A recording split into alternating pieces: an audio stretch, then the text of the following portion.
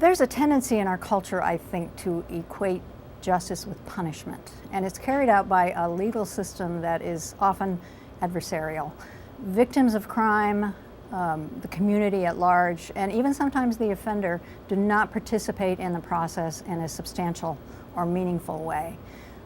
Restorative justice focuses on programs and processes that are collaborative and inclusive, and by inclusive I mean it touches all of those parties that I mentioned, the victims of crime, the community members, and the offender, of course. And I think it also tries to achieve outcomes that are positive for the offender, that are mutually agreed upon, rather than imposed on the offender in a punitive way. Well, I've seen it work in our own program. I've seen offenders come out of our prisons, go through the program, and watch them slowly get their life back on track.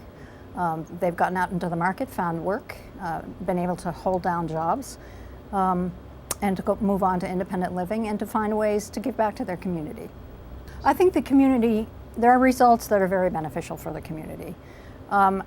One, for example, there are studies that have shown that restorative justice programs have been more successful at reducing recidivism than traditional systems.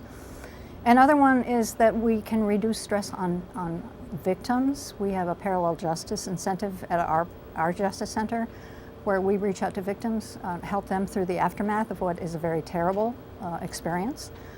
And then a third thing would be cost reduction. Restorative justice has greatly reduced the astronomical costs of incarceration of offenders in our overcrowded prison facilities. Learning about restorative justice has provided me with an alternative framework for thinking about wrongdoing and how to deal with it. I think this idea that the justice system should involve not just the offender in the court system, but it should involve the victims, the members of communities where crime is convicted, has shifted the outcomes from punitive outcomes that actually deepen societal wounds and conflict to outcomes that are collaborative and healing for all parties involved.